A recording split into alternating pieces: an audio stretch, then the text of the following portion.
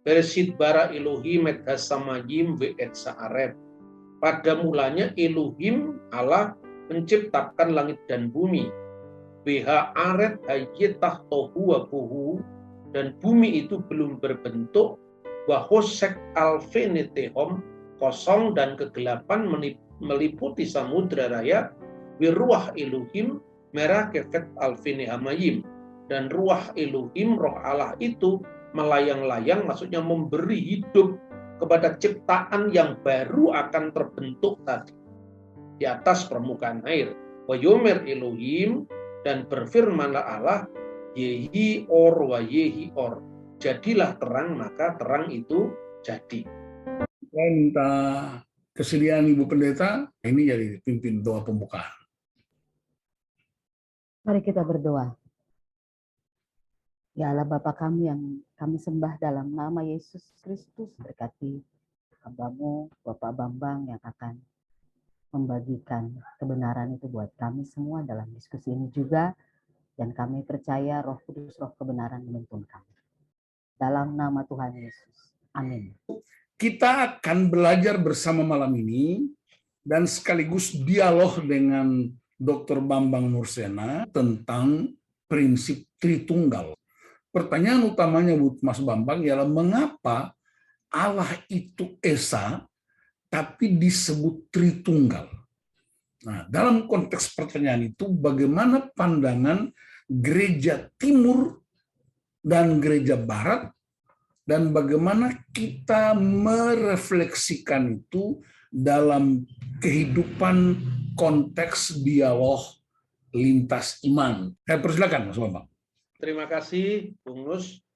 Selamat malam, saudara-saudara. Shalom. Sebetulnya setiap agama itu kan memiliki ajaran khas, ya, teologi atau akidah atau Brahman Widya, itu tentu direfleksikan dari kitab suci masing-masing atau dari paradosis atau tradisi suci masing-masing, yang itu tidak semuanya secara letterless itu ada tercatat dalam kitab suci. Itu contoh saja. Istilah monoteisme, paham tentang keesaan Allah. Kalau di dalam bahasa Arab disebut tauhid. Dalam kamus Ibrani Arab diterjemahkan, tauhid itu adalah dalam bahasa Ibrani emunah bil echad, kepercayaan kepada el-echad, Allah yang esa. Tetapi kata tauhid sendiri kan juga tidak ada dalam Al-Quran, juga di dalam Torah, juga di dalam Injil tidak ada. Istilah tauhid, monoteisme, monos itu adalah satu, theos itu Allah, Allah yang satu.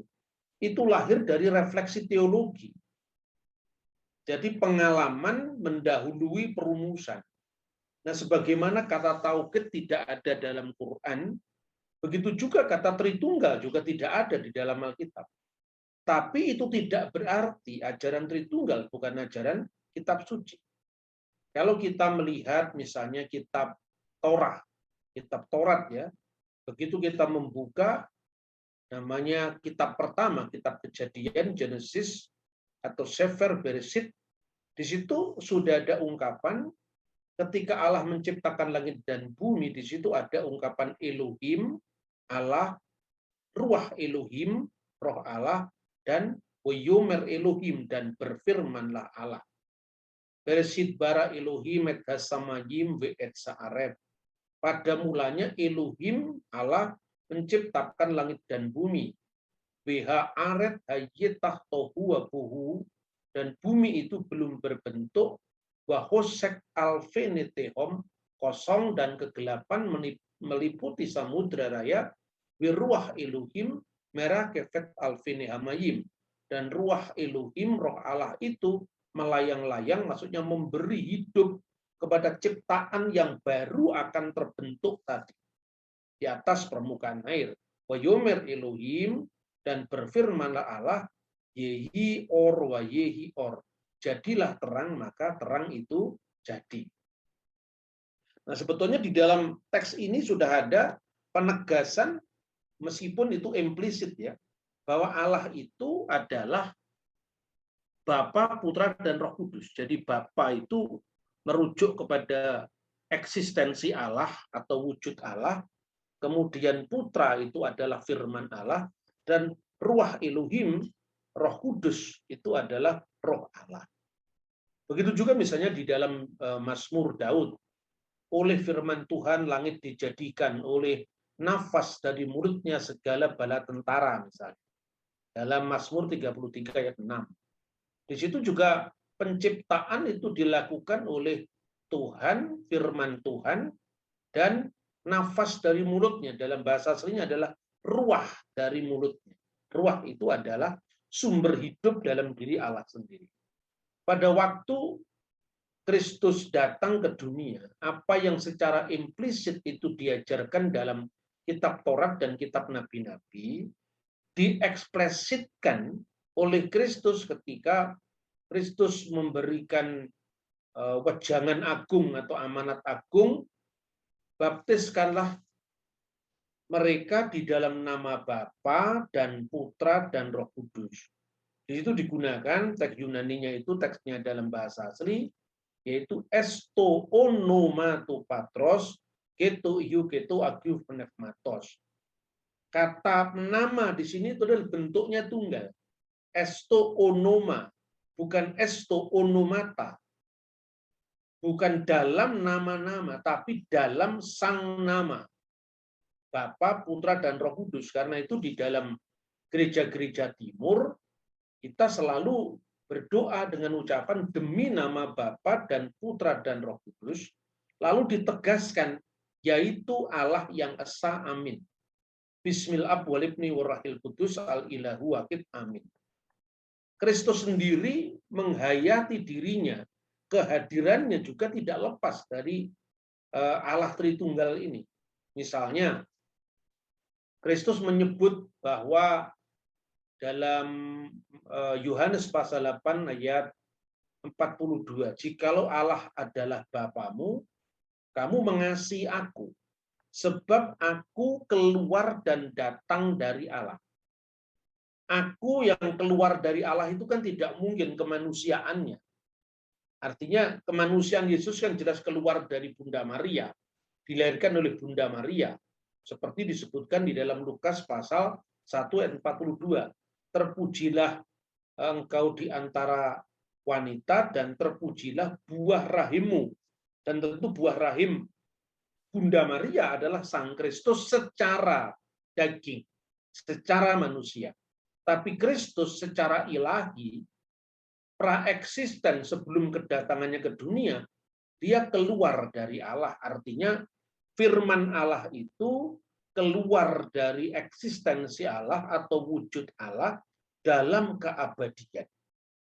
Maka gereja akhirnya menyadari berdasarkan sabda-sabda Kristus itu, dan juga dalam praktek penyembahan.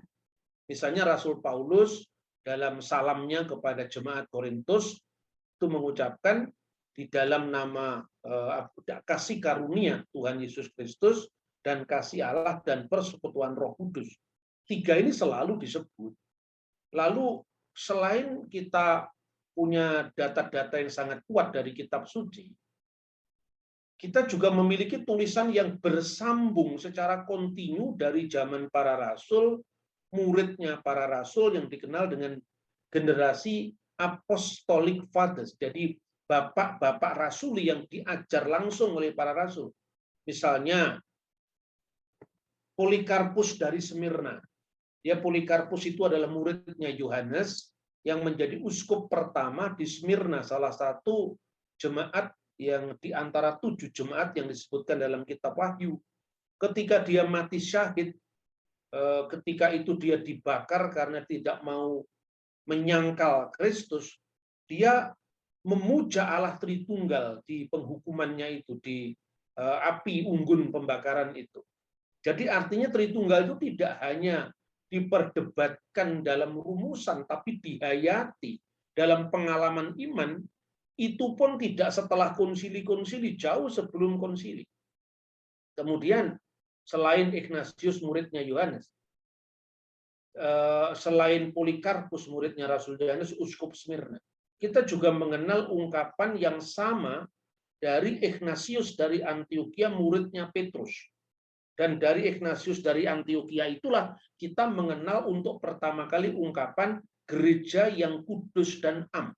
Itu kira-kira tahun 100 Masehi, karena dia meninggal tahun 107. Dia menghayati Kristus itu di dalam relasi theantropos, yaitu relasi Allah manusia, sehingga dia mengatakan Kristus itu ek Marias ki ek theos, dilahirkan dari Maria sekaligus dilahirkan dari Allah. Genetos agenetos. Dia tidak dilahirkan oleh Allah secara fisik, ya, tetapi dia dilahirkan secara daging oleh Bunda Maria. Nah, ini pada tahun 100-an. Begitu juga Clement dari Roma yang namanya disebut oleh Rasul Petrus dalam Filipi pasal 4 ayat 3. Akhirnya dari penghayatan iman para murid Yesus, murid-murid dari muridnya Yesus, dan seterusnya sampai bapak-bapak gereja, sampai konsili, itu selalu dibimbing oleh sabda-sabda Kristus sendiri. Pertama, penghayatan atas dirinya, kedua, penghayatan para murid atas Kristus yang berpuncak pada kebangkitannya di antara orang mati. Sehingga Paulus mengatakan ada Kristus kata pneuma dan Kristus kata saksi. Kristus menurut roh dan Kristus menurut daging. Ini bukan ungkapan bapak-bapak gereja setelah konsili Nikea atau konsili Konstantinopel seperti yang sering dituduhkan oleh orang-orang yang tidak memahami ajaran ini. Mereka biasanya mengatakan, oh, kata Tritunggal baru ada tahun 180-an. Diucapkan oleh seorang bapak gereja yang sudah terlambat sekali mengucapkannya. Misalnya Theophilus dari Antioquia. Ya, judulnya memang iya, kata Triados atau Trinity atau Tritunggal itu baru muncul pada kira-kira tahun 180-an. Tapi ajarannya, substansinya sejak zaman para rasul. Nah, orang Yahudi sendiri kan sebetulnya bingung untuk memahami siapa Kristus itu. Sehingga dia membatasi Kristus hanya pada wujud kemanusiaannya. Makanya ketika Yesus mengatakan dalam Yohanes pasal 8, ayat mulai ayat 56, 57, 58 itu kan jelas bahwa Abraham melihat hariku dan dia bersuka karena ia telah melihatnya. Lalu orang Yahudi bingung, bagaimana mungkin kamu mengatakan seperti itu? Umurmu belum 50 tahun. Jadi umur Yesus secara fisik, anaknya Bunda Maria belum berumur 50 tahun. Tetapi praeksisten sebelum dia datang ke dunia, dia sudah ada sebelum segala sesuatu ada. Dan kemudian ditegaskan oleh Sang Kristus. Ketika dia mengatakan, amin, amin, lego humin. Amin, amin, lego humin. Amin, amin, aku berkata kepadamu. Dan itulah yang diterjemahkan oleh lembaga Alkitab dengan sesungguhnya aku berkata kepadamu. Nah, Yesus selalu mengawali sabdanya dengan amin, yang artinya sungguh. Sesungguhnya aku berkata kepadamu. Dan itu di dalam bahasa yang dipakai Yesus sendiri, yaitu bahasa Aram.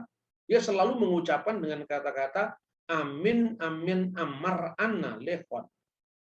Amin, amin, aku berkata kepadamu. Dan kalau kita lihat di dalam kitab Nabi Yesaya, Allah lah yang menggelari diri dengan amin. Jadi dia mengatakan misalnya, Tuhan itu disebut Belohe amin. Demi nama Allah yang setia. Allah yang setia dalam kitab Nabi Yesaya itu adalah Belohe amin. Be-Elohe amin. Dan di dalam Wahyu pasal 3 dan 14, Kristus disebut amin. Tadelegihu amin. Inilah firman dari amin. Saksi yang setia dan benar dan seterusnya. Lalu apa sabda itu selanjutnya adalah Prin Abram ginistai ego eimi. Sebelum Abraham jadi, aku telah ada. Jadi sebelum Abraham jadi itu menekankan bahwa kenapa kamu heran Abraham bersuka melihat hariku karena kamu hanya melihat bentuk fisik kedatangan Yesus ke dunia. Orang Yahudi tidak melihat bahwa Kristus sudah ada sebelum Abraham. Sebagai apa? Ego eimi. Aku adalah dia. Dan ungkapan ego eimi itu adalah bentuk Yunani dari kata-kata anihu, akulah dia. Dan itu adalah firman kekudusan Allah di dalam kitab Perjanjian Lama.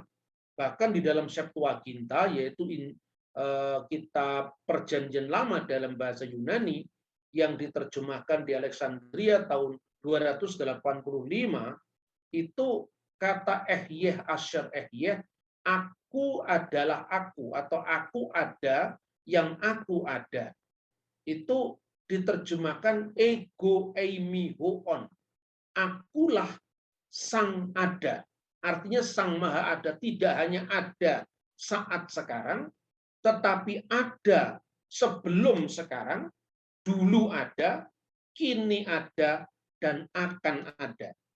Oleh karena itu doa Yahudi yang sangat terkenal itu diterapkan oleh Kristus dalam dirinya, yaitu Vehu haya, Vehu howe, Vehu yihye batif arah. Namanya doa Adon Olam. Dia yang ada, yang sudah ada, dan yang akan datang, yang akan seterusnya ada, yang maha kuasa. Berdasarkan pengalaman-pengalaman iman yang direfleksikan dari sabda-sabda Kristus, penggenapan kitab-kitab suci Perjanjian Lama di dalam diri Kristus, penghayatan para rasul Kristus, perumusan-perumusan dari murid-muridnya para rasul seperti Ignatius dari Antioquia, seperti misalnya Clement dari Roma, nantinya itu yang kemudian bukan dikarang, bukan hadir baru, tetapi dirumuskan secara lebih jelas ketika gereja menghadapi bidat Arius yang menyangkal keilahian Sang Firman. Makanya kemudian diadakan konsili yang namanya konsili Nikea. Majma' al-Maskuniyah fi Nikaya, kata teks-teks di dalam bahasa Arab.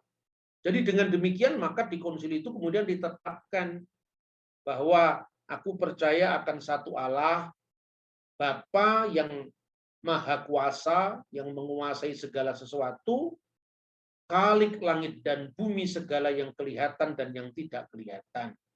Itu tentang eksistensi Allah atau Allah Sang Bapa. Kemudian tentang Kristus dikatakan dan akan satu Tuhan, Lord, yaitu Yesus Kristus, Putra Allah yang tunggal, anak Allah yang tunggal, yang diperanakkan dari Bapa. Mana ada orang diperanakkan dari Bapa?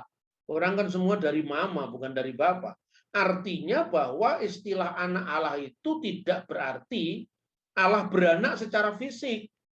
Kalau beranak secara fisik kan dari ibu, nggak ada dari Bapa. Makanya ungkapan anak Allah itu tidak membutuhkan hubungan biologis seksual, tidak membutuhkan pengandungan, tidak membutuhkan bidan, karena itu bukan kelahiran fisik.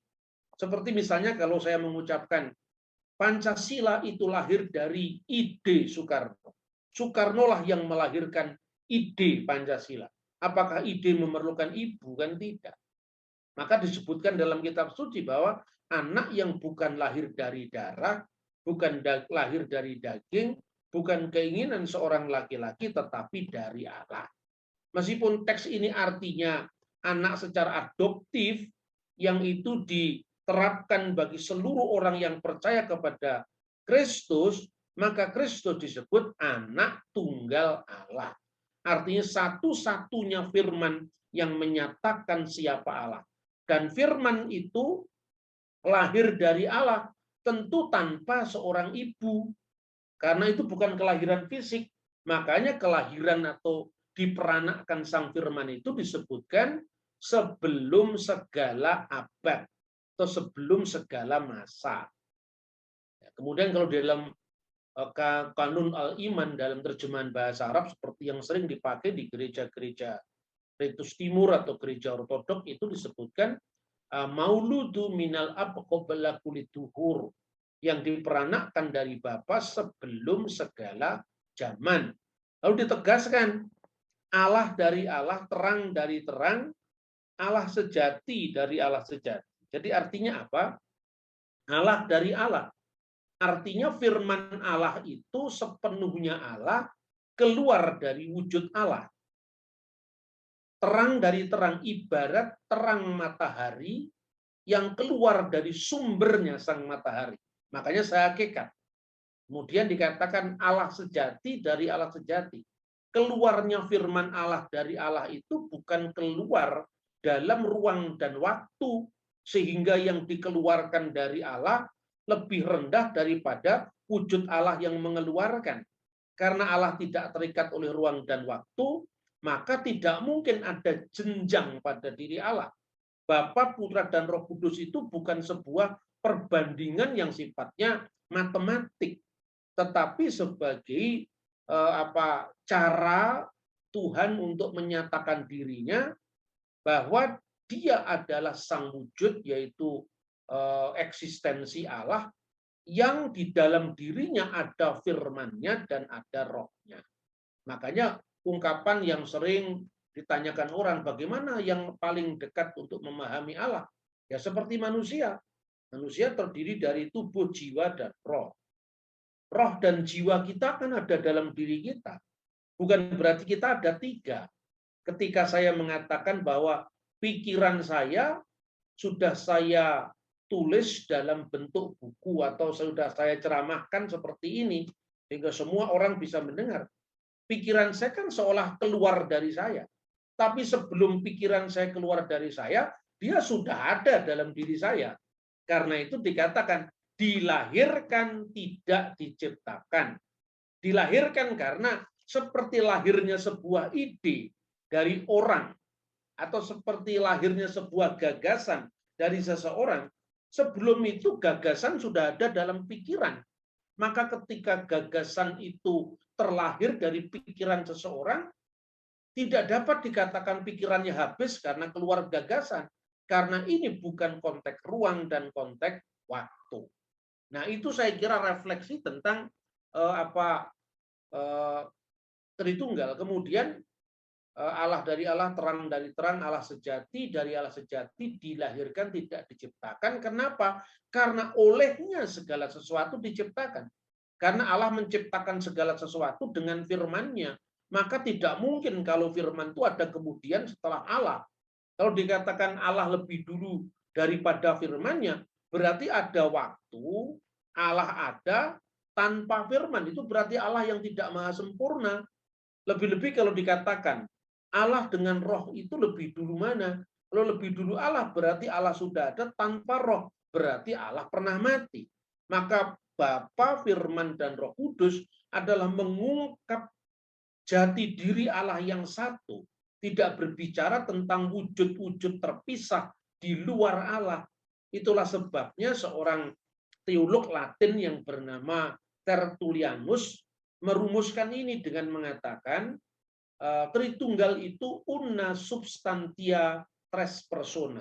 Una substansia artinya satu dalam substansi, satu dalam wujud ilahi, tres persona dalam tiga pribadi. Tapi pribadi di sini bukan pribadi yang terpisah seperti pribadinya Bung Nus, saya dengan Bung Harun misalnya, tidak. Karena itu di dalam teks bapak-bapak gereja seperti yang dikatakan oleh teolog Tertullian itu dikatakan diskresi non separati, distingsi non divisi. Jadi artinya bisa dibedakan tetapi tidak bisa dipisahkan, memiliki kekhasan masing-masing secara tidak terbagi karena Allah itu adalah satu. Dan yang kedua tentang kristologi. Ketika firman itu menjadi manusia, firman memang benar-benar manusia. Jadi Kristus disebut Allah itu dalam kodrat ilahinya sebagai firman, sebagaimana dikatakan dalam Yohanes 1 ayat 1. En arki in hologos ke hologos in prostonteon etios in hologos. Pada mulanya adalah firman, dan firman itu bersama-sama dengan Allah dan firman itu adalah Allah. Tetapi jikalau Kristus disebut Tuhan, maka kalau dalam pengakuan iman kan dikatakan, aku percaya akan satu Allah, yaitu Allah Bapa yang Maha Kuasa, yang pencipta langit dan bumi, yang kelihatan dan yang tidak kelihatan. Baru yang kedua adalah, aku percaya akan satu Tuhan, yaitu Yesus Kristus. Nah, satu Tuhan ini maknanya apa? Satu Lord dalam bahasa Ibrani itu adalah satu Adonai. Jadi kalau Allah itu adalah Elohim Echad, satu Allah, itu merujuk kepada kodrat ilahi Kristus yang tidak tampak, yang tidak bisa mati, ya, yang tidak bisa lelah, yang tidak bisa lapar, yang tidak bisa haus, karena dia firman Allah yang adalah Allah. Itu yang disebut dengan Elohim Echad. Tetapi ketika turun ke dunia, Kristus mengambil ruang dan waktu. Maka dikatakan dalam waktu yang singkat dia dibuat lebih rendah dari malaikat. Maka dalam kemanusiaannya dikatakan Bapa lebih besar daripada aku. Dalam kemanusiaannya makanya dikatakan kenapa kamu katakan aku baik, hanya satu, yaitu Allah yang baik. Dalam keadaannya sebagai manusia dia telah dibunuh, maka disebutkan dalam 1 Petrus pasal 3 ayat 18, ya, dia ayat 18, dia yang dibunuh dalam keadaannya sebagai manusia. Lalu ketika dia menjadi sang Mesias, sang penyelamat, itulah maka Yesus disebut Tuhan. Dan Tuhan itu Adonai Echad, satu Adonai. Dan sebetulnya sebutan ini juga bukan karangan gereja, bukan karangan konsili Nikea. Kita bisa membaca misalnya di dalam Mazmur pasal 110. Neum Hashem Laduni, berfirmanlah Tuhan dalam pengertian Elohim, ya Allah, Laduni kepada Tuanku, kepada Adonai. Sef limini, duduklah kamu di sebelah kananku, at asid oyebh hadom birihleha, sampai ku buat musuh-musuhmu menjadi tumpuan kakimu. Jadi di sini kenapa disebut duduk di sebelah kanan? Karena kan bait suci dulu itu kan menghadap ke timur, ya.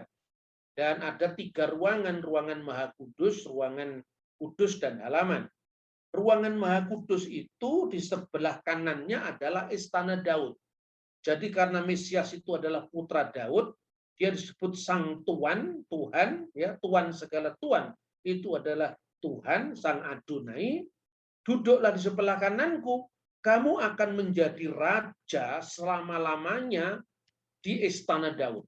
Karena Daud itu adalah simbol dari Mesias yang kemudian putranya dari keturunannya itu adalah sang juru selamat. Makanya Injil pertama kali diawali dengan penegasan Sefer Toledot Yesua Hamasiah ben David ben Abraham.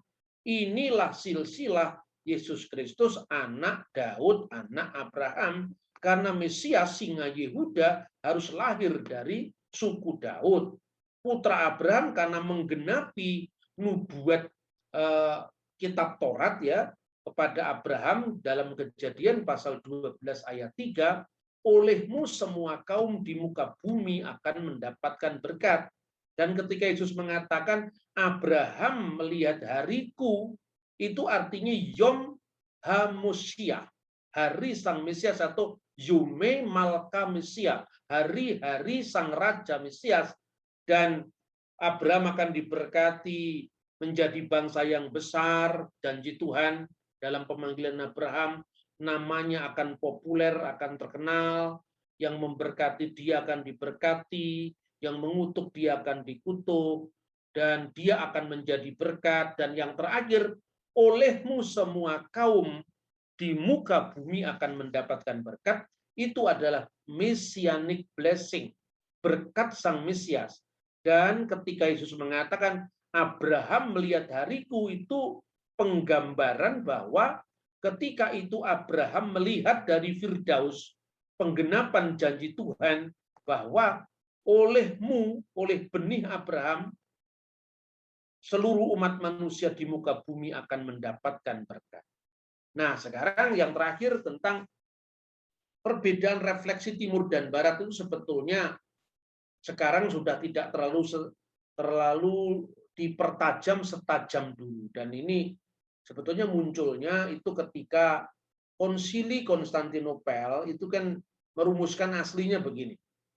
Dan aku percaya kepada Roh Kudus, Tuhan yang menghidupkan, Tuhan sang pemberi hidup yang keluar dari Bapa dan yang bersama dengan Bapa dan Putra disembah dan dimuliakan. Nah, sejak konsili lokal Toledo yang dilakukan gereja Roma, itu ditambahkan kata dan keluar dari Bapa dan Putra. Penambahan kata dan Putra dalam frasa bahasa Latin yang dikenal dengan et filioque procedit dan keluar juga dari Putra, ini telah menimbulkan pertentangan antara gereja Barat dan gereja Timur sampai ketika Konstantinopel diserang oleh Ottoman, Turki, ya, kemudian gereja Barat malas-malasan untuk membantu karena salah satunya adalah konflik-konflik teologis di masa lampau. Kenapa gereja Timur menolak penambahan dan Putra? Karena gereja Timur pertama memandang bahwa sumber keilahian itu hanya satu, yaitu Sang Bapa, wujudnya hanya satu. Dari Sang Bapa yang satu itu, Yesus mengatakan, aku keluar dari Allah. Artinya, Allah itu Sang Bapa. Kemudian yang kedua, Roh Kudus juga dikatakan keluar dari Bapa dalam Yohanes pasal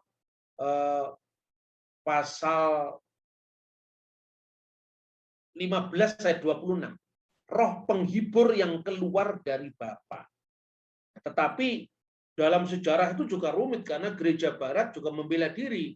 Dia mengatakan yang disebut dan Putra di sini bukan keluarnya Roh Kudus dalam keabadian, tetapi diberikan ke dunia melalui Sang Putra, melalui karya Sang Mesias. Nah, itulah ketegangan-ketegangan antara gereja Barat dan gereja Timur. Tetapi baru-baru ini hubungan antara Barat dan Timur itu sudah mulai cair ketika untuk hubungan Katolik sama gereja Timur Ortodok misalnya. Pada tahun 1981 Paus Yohanes Paulus II mengunjungi Konstantinopel dalam rangka peringatan 1.600 tahun Konsili Konstantinopel, dan Paus mengatakan bahwa jikalau gereja Barat mengatakan Roh Kudus keluar dari Bapa dan Putra di sini maksudnya apa yang dimiliki oleh Putra sekaligus juga dimiliki oleh Rohnya sehingga tidak bisa dipisahkan.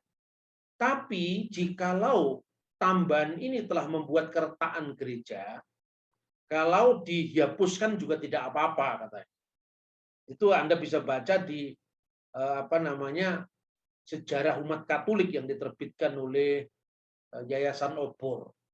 Kemudian bagaimana selanjutnya Paus Benediktus ke-16 di dalam salah satu misa, kalau tidak salah tentang dekret Dominus Yesus. Yesus adalah Tuhan. Dia juga mengucapkan syahadat Latin tanpa filioque, tanpa tambahan dan Putra. Kemudian untuk gereja-gereja Protestan, pada tahun 1992, WCC melalui Komisi Faith and Order itu menganjurkan agar gereja-gereja anggota WCC menyalin pengakuan iman Nikea Konstantinopel dalam bentuk yang asli tanpa sisipan apapun. Dan di dalam dokumen Komisi Faith and Order itu sudah dimuat pengakuan iman Nikea Konstantinopel dalam teks bahasa Yunani dengan terjemahan dalam bahasa Inggris. Dan dengan demikian, dalam pengalaman saya berinteraksi dengan dunia Islam secara khusus, maka cara pandang gereja Timur yang lebih simpel di dalam menjelaskan Tritunggal, ini jauh lebih bisa diterima karena memiliki keberdampingan sejarah yang panjang. ketika munculnya Islam, gereja yang pertama berdialog dengan Islam itu adalah gereja timur. Mulai Yohanes Damaskus, Timotius Al-Awal, Theodor Abu Kuro, dan banyak sekali. Sementara gereja barat itu baru mengalami dialog dengan Islam secara intensif itu sejak kunjungan pada masa Khalifah Salahuddin Al-Ayyubi, yaitu figur seorang santo yang datang pada abad pertengahan ke Mesir, ya, Fransiskus dari Assisi. Oleh karena itu, Barat dan Timur ini saya kira bukan merupakan sebuah pertentangan, tetapi terus-menerus bisa diupayakan dalam langkah dialog secara khusus di dalam bagaimana kita baik hubungan ut omnes unum sin sesama gereja Tuhan, tetapi juga bagaimana kita keluar untuk memberitakan Injil kabar baik seperti yang disabdakan Kristus, seperti engkau dan aku adalah satu agar dunia percaya. Demikian saya kira Bung Nus, terima kasih. Baik, terima kasih Pak Bambang. Jadi Bapak dan Ibu, kita mendengar sejarah singkat pemahaman tentang Tritunggal, lalu refleksi pemahaman gereja timur, gereja barat, dan hubungan dengan saudara-saudara kita yang Muslim. Dari situ kita bisa menemukan ternyata prinsip-prinsip semacam ini menjadi pemahaman bersama untuk membangun hubungan sehingga tidak ada lagi sekat-sekat yang memisahkan. Walaupun kita sadar bahwa sampai hari ini juga problem ini tidak akan pernah selesai karena masing-masing punya penafsiran. Tapi paling tidak kita dapat gambaran yang menyeluruh. Nah, sekarang saya kasih kesempatan buat Bapak Ibu yang ingin bertanya atau menyampaikan pendapat, dan Mas Bambang akan bisa merespon atau dengan kita yang lain. Silakan. Mike. Terima kasih Pak Pendeta Nus, terima kasih Pak Bambang buat presentasi penjelasannya, baik secara biblika maupun secara historikal. Nah, kita tahu Pak, saya maksudnya ketika kita bicara tentang Allah sendiri, bahwa Allah itu adalah sebuah misteri. Dia juga tidak bisa dijangkau oleh pikiran atau logika manusia, saking terlalu terlampau luas, terlampau besar, dan terlalu misteri untuk dijangkau oleh pikiran manusia. Dan ketika kita masuk dalam Tritunggal Allah, nah kalau dari tadi saya perhatikan Pak Bambang lebih banyak fokus bicara soal Bapa dan Kristus, tapi Roh Kudusnya kurang.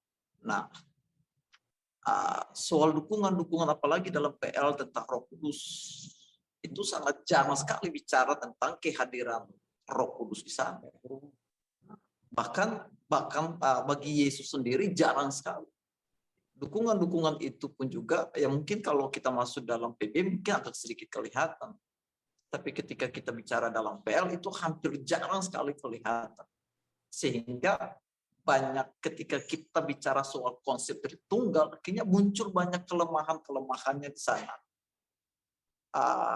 Penjelasan-penjelasan yang tadi Pak Bambang sampaikan, cuma saya melihat bahwa ada ruang sebenarnya yang bisa orang bertanya.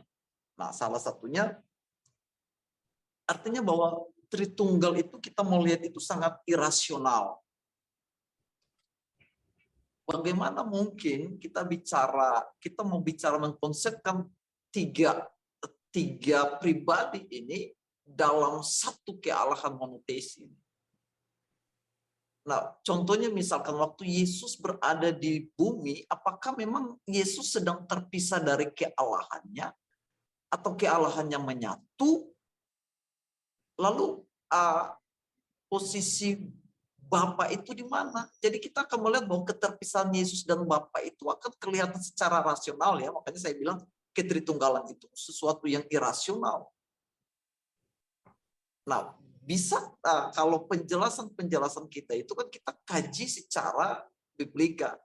Tetapi ketika kita menjawab kepada orang lain di luar kekristenan, itu akan menjadi kesulitan tersendiri. Nah, bagaimana misalkan Pak Bambang sendiri merumuskan Tritunggal ini dalam sebuah kerasionalan yang bisa kita jelaskan kepada orang yang di luar Kristen. Itu yang pertama. Satu aja, satu supaya jangan lupa toh. Oh iya. Silakan Mas Bambang, bisa langsung.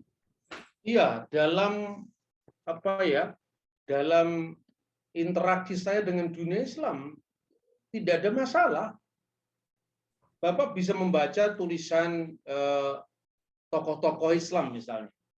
Salah satunya itu yang diterbitkan dalam buku yang berjudul Kristologi Qur'ani.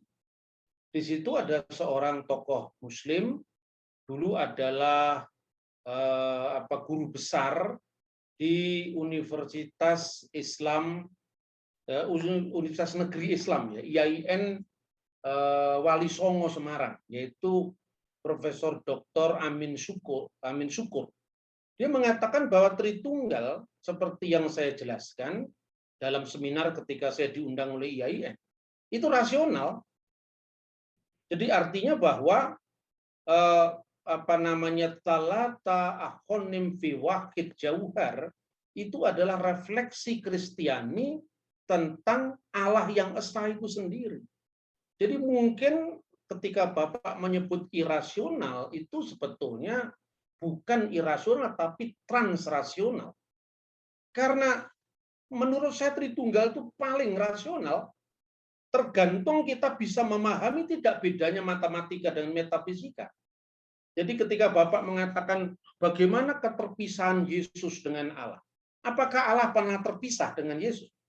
Karena Allah itu tidak terikat oleh ruang. Ketika kita membayangkan Allah di sana, kita di sini, baru terpisah. Apakah Allah itu tidak pernah memenuhi bumi dan seisinya? Ketika kita membayangkan Allah seperti benda, lah itulah irasional. Tetapi bicara tentang Allah itu harus bicara metafisika. Di sebalik yang fisik, bagi Aristoteles. Ya misalnya, apa 3 tingkat pemahaman manusia? Yang pertama itu adalah dunia yang sifatnya empiris, ya. Empiris itu artinya segala sesuatu dilihat dari fisik. Fisik misalnya, ini buku, ya, buku. Ini buku, 2 buku. Ini terpisah dari ini. Itu fisik. Nah, yang fisik begini harus dilihat bendanya. Misalnya ini persegi, ya, persegi. Kan bendanya kelihatan. Nah, masalah disamakan dengan begini. Maka yang kedua sekarang, tingkat kedua itu adalah matesis. Artinya apa? Itu adalah sudah tingkat hitungan. Kalau sudah tingkat hitungan, itu misalnya 5 kali 5 sama dengan 25. Mana angkanya sekarang? 25 itu 25 liter, apa 25 kilo.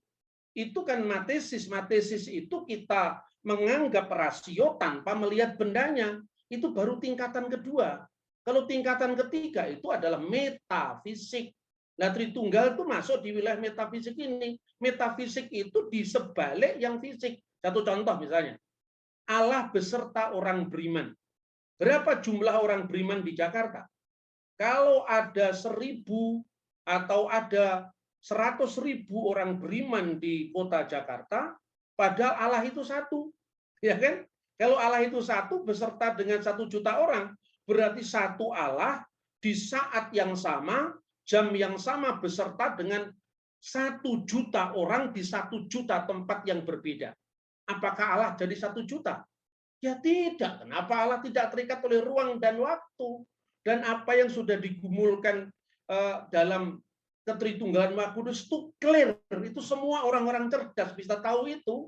Hanya orang yang tidak bisa membedakan antara matematika dan metafisika yang mempersoalkan ini. Premisnya keliru. Jadi jangan diteruskan membayangkan Allah itu benda, engkau di sana, aku di sini, memang beda. Nah, itu kan manusia. Kalau engkau di sana, aku di sini memang beda. Karena manusia terikat oleh ruang dan waktu. Kalau Yohanes bersama-sama Markus, Markus bukan Yohanes. Tapi kalau pikirannya Yohanes, ya, kan tidak terikat oleh ruang, oleh waktu. Misalnya, pikiran saya ditulis dari buku. Buku ini beredar di 1 juta tempat yang berbeda-beda. Ketika orang membaca buku saya atau melihat gambar saya di layar YouTube atau di layar HP atau di layar televisi. Itu Pak Bambang. Di 1 juta tempat saya bisa hadir lewat teknologi ini. Tetapi hakikat saya tidak sama dengan apa yang dilihat dalam layar itu. Tapi tidak bisa dibedakan. Nah, jikalau manusia saja bisa memasuki ruang dan waktu lewat teknologi di jutaan tempat yang berbeda, lah apalagi Tuhan Allah, kan begitu. Ya, saya kira itu. Jadi banyak orang memahami Tritunggal itu dengan otak kita yang terbatas. Ya, karena apa? Tidak bisa membedakan satu matematika fisik, terikat ruang dan waktu, dengan metafisik yang beyond time, beyond space. Saya kira itu ya. Terima kasih, Bung Nus. Oke, silakan Mike. Masih ada yang mau disampaikan sebelum kita pindah ke yang lain? Iya Pak, yang kedua yang sering kita mendengar seringkali pemahaman orang kita itu, apalagi jemaat misalkan, seringkali karena kebingungan kita maka muncullah pengajaran yang bicara soal ketritunggalan Allah itu penekanannya kepada pekerjaannya Bapa sebagai pencipta, lalu kemudian Yesus Kristus sebagai penebusan, Roh Kudus sebagai pengudusan. Nah, apakah memang pekerjaan Tritunggal ini terpisah seperti ini? Jadi dua-duanya ya. Pertama, Tritunggal itu bicara tentang Tritunggal yang ontologis. Jadi Tritunggal dalam hakikat Allah. Dan yang kedua, Tritunggal secara ekonomis. Tritunggal di dalam karya Allah. Dua-duanya. Cuman itu tadi bedanya itu ya. Pertama, kita jangan terikat oleh opini orang modern. Itu kejadian abad pertama Masehi. Mulai perumusan itu, sementara teolog yang bertengkar itu tahun 1900, tahun 1800 itu kan sudah jauh dari peristiwa. Jadi artinya dalam belajar sejarah apapun, semakin jauh dari peristiwa dan semakin keluar dari sumber primer, ya akhirnya semakin jauh. Karena semakin jauh darimu, maka semakin kacau. Makanya kita mesti kembali ke sumber primernya. Saya ini orang sejarah ya. Segala sesuatu saya hadapi misalnya pendekatan historis. Jadi misalnya kita ngomong tentang sejarah Majapahit, sejarah Sriwijaya. Jangan langsung bypass ke tahun 1981. Mesti lihat prasasti Kedukan Bukit, prasasti Batu Kapur gitu. Begitu juga tentang Tritunggal. Jangannya terikat itu baru diucapkan Tertullian, enggak, itu Clement dari Roma sudah ada, Ignatius dari Antioquia sudah ada. Masalahnya, gereja modern itu gereja yang terlepas dari akar sejarah. Nah, karena terlepas dari akar sejarah, akhirnya kesimpulannya kan bikin-bikin sendiri. Maka saya selalu mengatakan dari forum-forum, saya kan lebih banyak di forum-forum Islam itu tuntas kok. Saya bicara Tritunggal di forum Islam itu tuntas. Buku saya yang berjudul Menuju Dialog Kristen Islam itu dikasih kata pengantar sama Profesor Dr. Kiai Haji Said Akil Siraj. Tidak ada masalah. Asalkan bagaimana kita memahami iman kita sendiri dari sudut pandang, ya bukan sekedar teolog ini atau teolog itu, tetapi mesti beranjak pada data setelah Alkitab itu. Tulisan murid-murid para rasul, misalnya dari Petrus ke Ignatius atau dari Yohanes ke misalnya Papias, atau dari Papias ke misalnya Irenaeus, dari Irenaeus ke Hippolytus, itu urut. Dengan demikian tidak pernah ada itu abad pertama, kedua, ketiga yang menentang Tritunggal itu tidak ada. Baru abad keempat muncul kontroversi Arian itu. Nah, celakanya kita membaca sejarah gereja hanya cuma kenal tahun, tidak kenal dokumennya. Ini yang jadi artinya apa? Bagi saya Tritunggal itu teologi yang paling clear di seluruh dunia. Saya bisa menjelaskan ini dan saya jamin orang tidak akan bertanya lagi. Silakan tanya. Saya kira itu.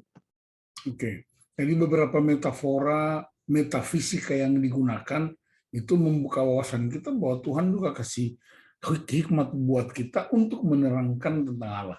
Karena Allah yang kita percayai, kalau kita nggak mengerti dia, berarti memang Allah itu aneh kan? Masa dia yang ciptakan kita? Kita kasih pikiran untuk kita memahami dia. Nah, berarti kan butuh pengetahuan yang lebih mendasar, mengerti akar-akar dimulainya sejarahnya dan seterusnya. Karena Pak Bambang ini orang sejarah kekristenan, sejarah Alkitab, jadi ya penjelasannya rasional. Yang irasional itu bukan Allah, tapi otak kita yang irasional. Iya, betul. Itu sebabnya terjadi pertentangan, perdebatan, perselisihan, oleh karena memang semua orang menggunakan akal dia sendiri tanpa bersumber pada firman Allah. Pak Dian ada? Ada Pak dari saya. Silakan Pak Dian. Mungkin saya memohon bukan pendapat, pendalaman mungkin Pak ya, tentang doktrin Allah Tritunggal yang dikembangkan oleh tokoh-tokoh sekarang itu tentang perikoresis, Pak. Iya, iya. Ya, tentang perikoresis. Di situ kan walaupun sudah dibuat dengan bentuk gambar, dengan bentuk penjelasan bahwa Bapa itu bukan Roh Kudus, Bapa bukan Yesus, Yesus bukan Roh Kudus, tapi ketiganya adalah Tuhan. Namun ada juga kekristenan yang melihat itu sebagai sebuah kerangka yang diciptakan, tapi itu bertentangan dengan firman. Padahal Yesus sendiri mengatakan, aku akan minta kepada Bapa penolong yang lain.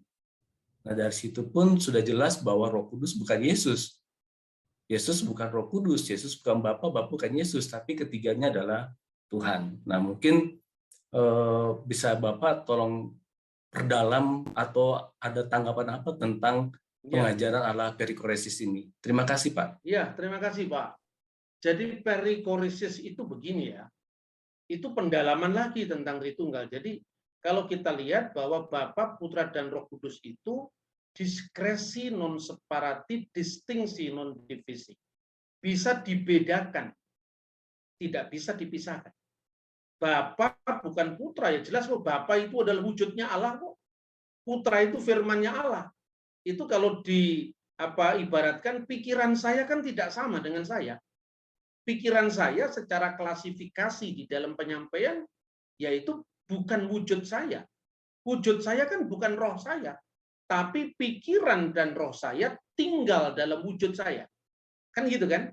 Nah, bedanya apa? Ketika manusia bicara tentang wujud, satu wujud tidak bisa dimiliki lebih dari satu pribadi karena manusia terbatas. Tetapi dalam Allah, satu wujud itu bisa dimiliki lebih dari satu hipostasis atau satu pribadi. Karena pribadi yang dimasukkan di sini bukan pribadi 3 orang berbaris yang satu dengan yang lainnya beda, tidak. Tapi umpamakan pikiran saya, roh saya dengan saya. Itu kan satu wujud. Hanya bedanya kalau wujud manusia itu wujud fisik, kalau wujud Tuhan itu wujud non-fisik. Maka dikatakan Allah itu roh, bukan artinya Allah itu Roh Kudus. Allah itu non-fisik.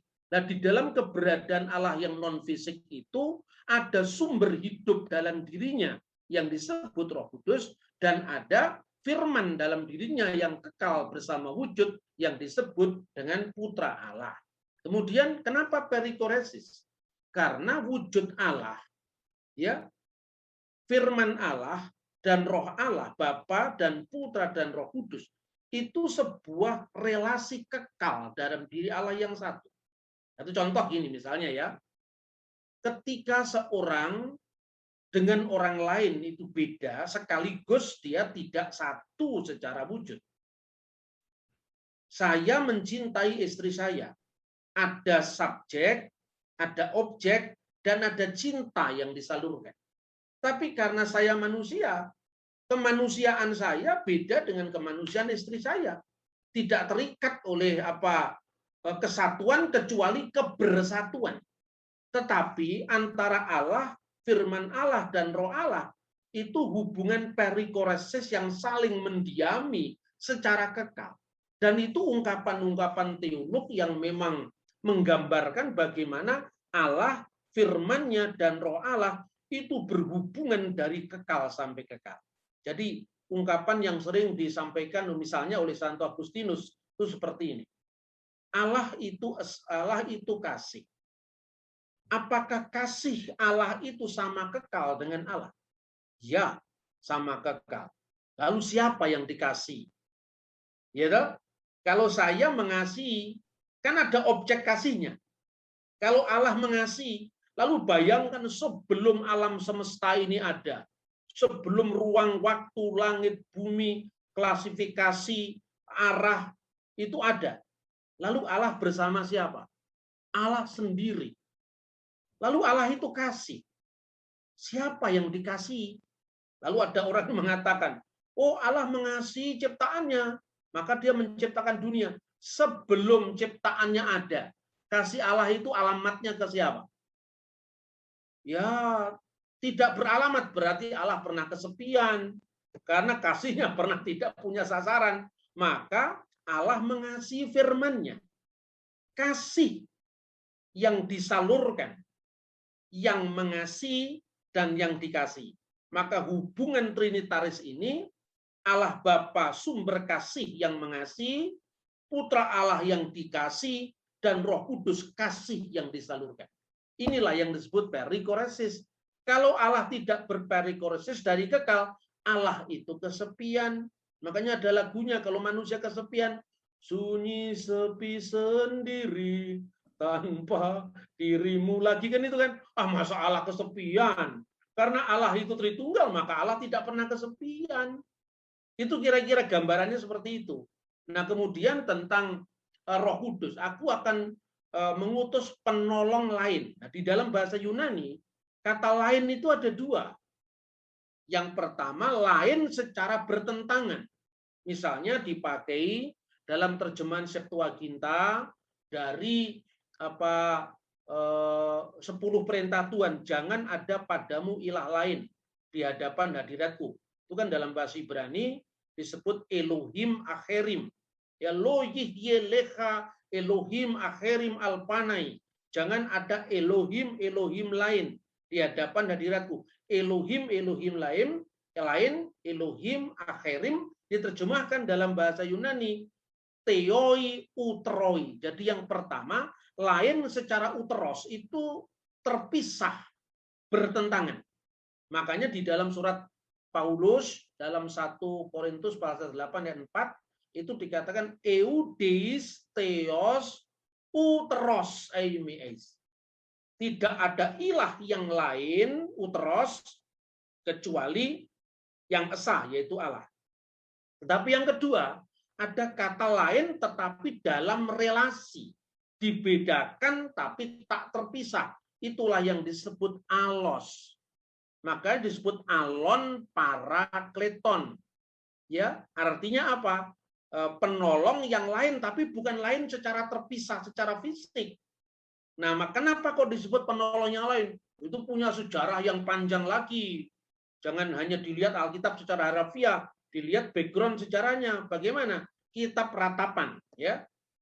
Kitab Ratapan itu menyebut tentang karena jauh daripadaku seorang penghibur, ya. Di dalam kitab itu dia meratap karena penghibur jauh daripadaku.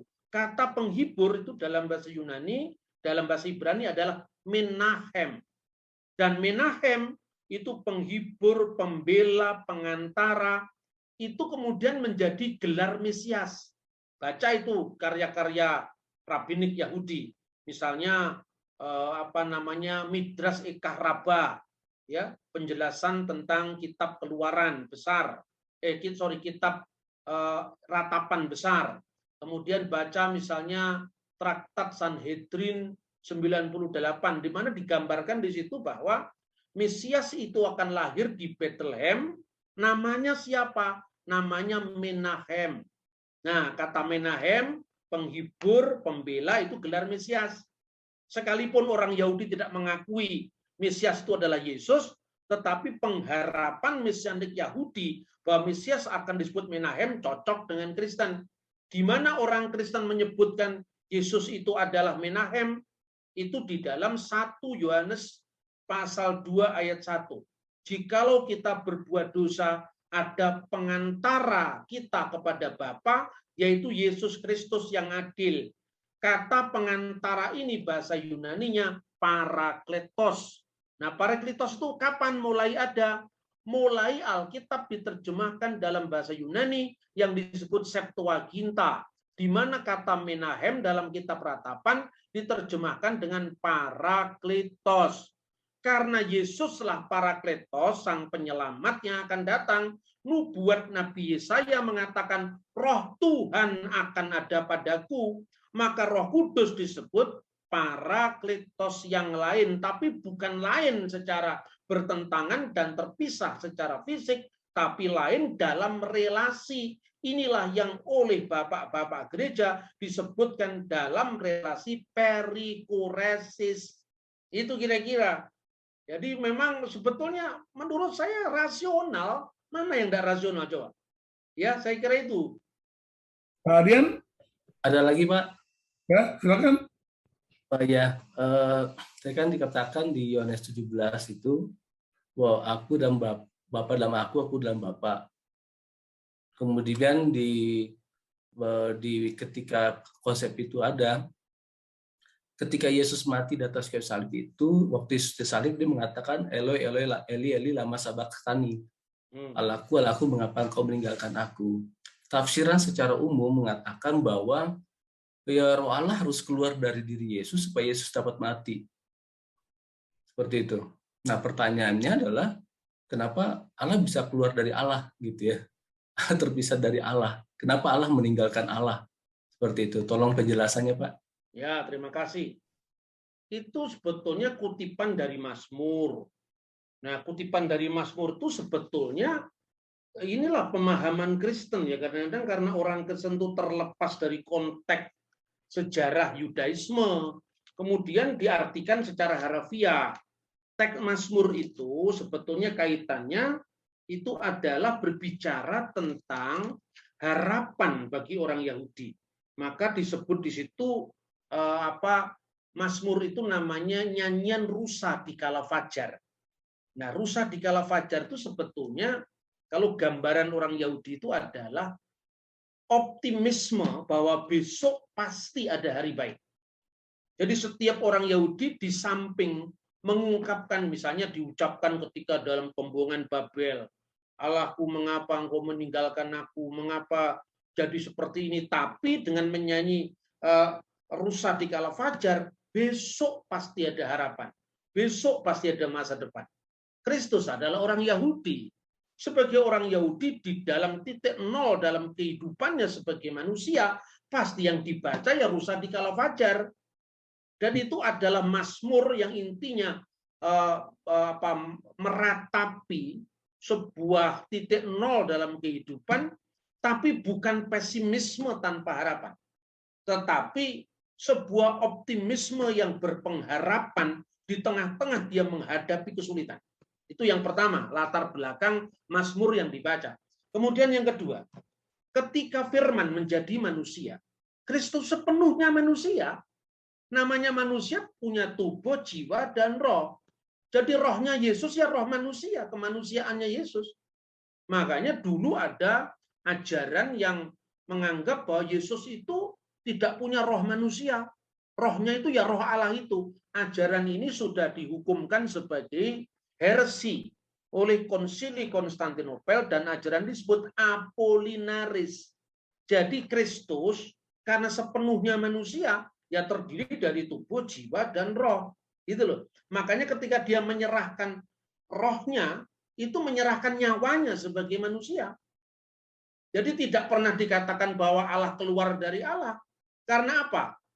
Kalau Allah itu keluar berarti Allah meninggalkan satu ruang masuk ke ruang baru. Sementara Allah itu tidak terikat oleh ruang dan waktu. Tidak pernah ada waktu Allah sekarang di sini, besok di sana. Segala kedisinian dan segala kedisanaan itu dipenuhi oleh Allah. Karena itu tidak mungkin Tritunggal kita tafsirkan dipotong-potong dari kemanusiaan Yesus, kemudian seolah-olah roh Allah meninggalkan dia, itu tidak pernah ada ajaran seperti itu dalam sepanjang sejarah. Jadi artinya, mengapa engkau meninggalkan aku itu seruan optimisme sebagai seorang Yahudi. Tapi tidak harus ditafsirkan bahwa ada yang copot dari diri Yesus dan keluar. Kalau roh Allah keluar dari diri Yesus, berarti kalau hari ini di sini, nanti sore di sana, berarti hari ini Allah di satu ruang, sore nanti di ruang yang baru. Lah ruang yang ditinggalkan berarti kosong. Apa itu Allah? Tidak seperti itu. Nah, ini memang makanya butuh pemahaman metafisik seperti ini. Saya kira itu ya. Baik, terima kasih, Pak. Ya, Pak Petrus. Ya, waktu saya kuliah ini mata kuliah yang paling saya tidak suka. Jadi, tapi ternyata ketika di gereja mau nggak mau karena kita harus menjawab setiap pertanyaan yang kadang-kadang pertanyaan jemaat yang kadang-kadang tidak sejelimet ketika kita belajar di kuliah.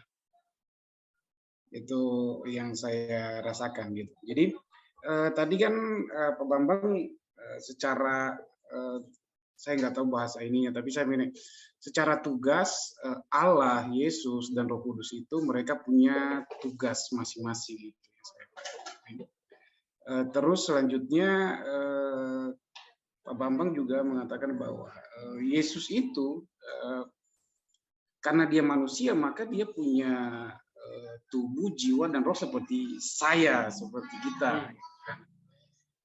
Yang terbesit dalam pikiran saya adalah kalau begitu di mana posisinya Yesus sebagai Tuhan di sana, gitu. Itu yang saya pikirkan karena kan saya pikir tadi saya termasuk yang memahami, saya selama ini terus memahami tubuhnya yang manusia, tapi sebenarnya rohnya adalah Allah itu sendiri dalam diri Yesus. Itu yang saya pahami selama ini.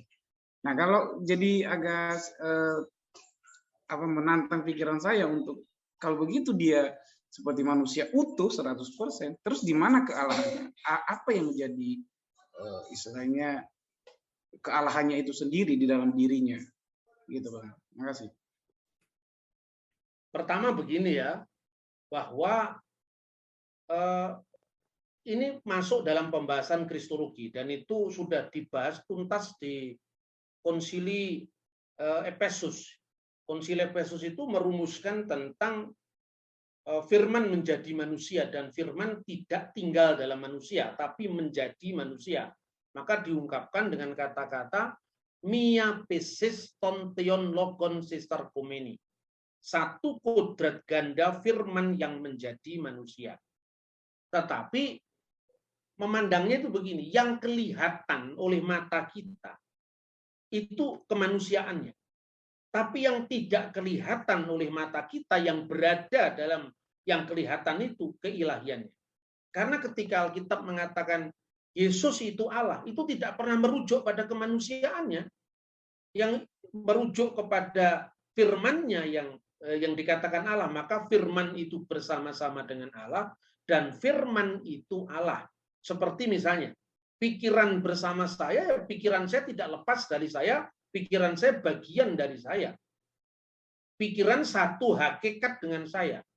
Tetapi tubuh ketika Kristus menjadi manusia, tubuhnya itu ya, itu bisa dibedakan dengan keilahiannya sebagai firman.